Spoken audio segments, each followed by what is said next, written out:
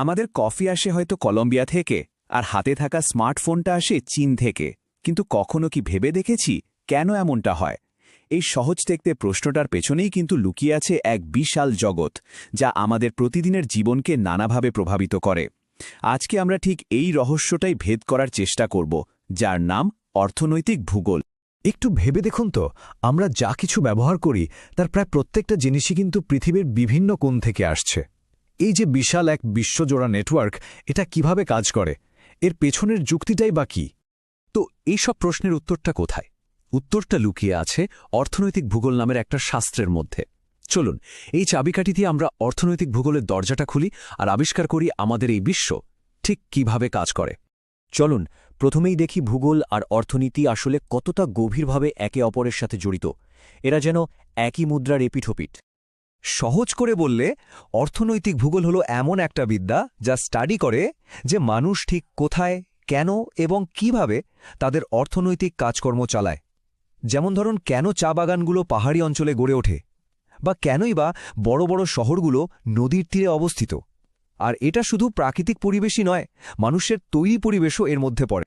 এই ধারণার একজন পথিকৃৎ ছিলেন জর্জ চিশমে। তিনি কিন্তু প্রথম দেখিয়েছিলেন যে ব্যবসা বাণিজ্য কোথায় গড়ে উঠবে সেটা অনেকটাই নির্ভর করে ওই জায়গার ভৌগোলিক অবস্থানের উপর।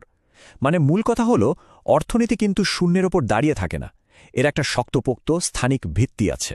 এখন প্রশ্ন আসতেই পারে, এই যে এত এত অর্থনৈতিক কার্যকলাপ, এগুলোকে সহজে বোঝার কোনো উপায় আছে কি? হ্যাঁ আছে। অর্থনৈতিক ভূগোলবিদরা একে মূলত 4টা প্রধান ভাগে ভাগ করেছেন। চলুন একটা সাধারণ টি শার্টের উদাহরণ দিয়ে ভাবি। প্রথমে প্রাথমিক পর্যায়ে কৃষকরা মাঠ থেকে তুলা সংগ্রহ করেন। এরপর দ্বিতীয় পর্যায়ে সেই তুলা কারখানায় গিয়ে সুতা আর কাপড়ে পরিণত হয়। তৃতীয় পর্যায়ে সেই টি শার্টটা দোকানে বিক্রি করা হয়, যেটা এক ধরনের পরিষেবা। আর সবশেষে চতুর্থ পর্যায়ে ডিজাইনাররা নতুন ডিজাইন তৈরি করেন, বা গবেষকরা আরও ভালো কাপড় তৈরির প্রযুক্তি উদ্ভাবন করেন, যা হলো জ্ঞানভিত্তিক কাজ।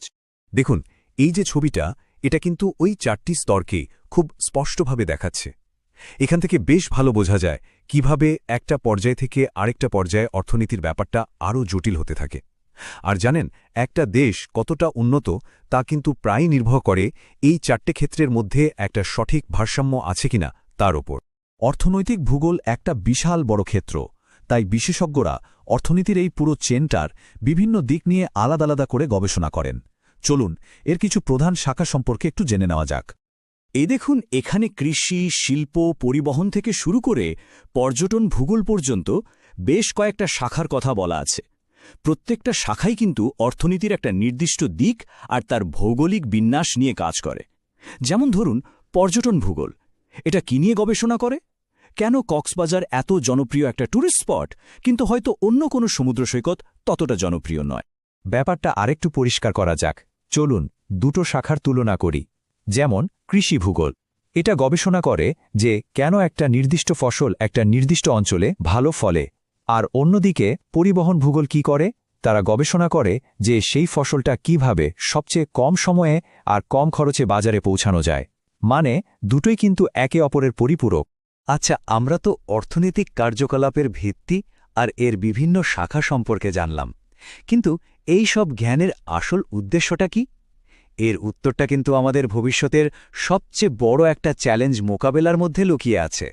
আজকের দিনে অর্থনৈতিক ভূগোলের একটা খুব গুরুত্বপূর্ণ ফোকাস হল বহনক্ষম উন্নয়ন বা সাস্টেইনেবল ডেভেলপমেন্ট। এটা এমন একটা ধারণা যা শুধু আজকের কথা ভাবে না, বরং আমাদের পরের প্রজন্মের জন্য একটা ভালো ভবিষ্যৎ নিশ্চিত করার কথা বলে। এর মূল কথাটা কি? এর মূল কথা হল, আমরা আমাদের অর্থনৈতিক উন্নয়নটা এমনভাবে করব যাতে আমরা প্রকৃতির কাছ থেকে যা নিচ্ছি তা আবার ফিরিয়ে দেওয়ার একটা সুযোগ থাকে। এটা আসলে অর্থনৈতিক উন্নতি আর পরিবেশ রক্ষার মধ্যে একটা নিখুঁত ভারসাম্য তৈরির চেষ্টা, অনেকটা দাঁড়িপাল্লার মতো। তাহলে শেষ প্রশ্নটা এটাই দাঁড়ায় যে অর্থনৈতিক ভূগোলের এই জ্ঞানকে কাজে লাগিয়ে আমরা কিভাবে এমন একটা বিশ্ব গড়তে পারি যা শুধু অর্থনৈতিকভাবে সমৃদ্ধই হবে না, পরিবেশের দিক থেকেও টেকসই হবে।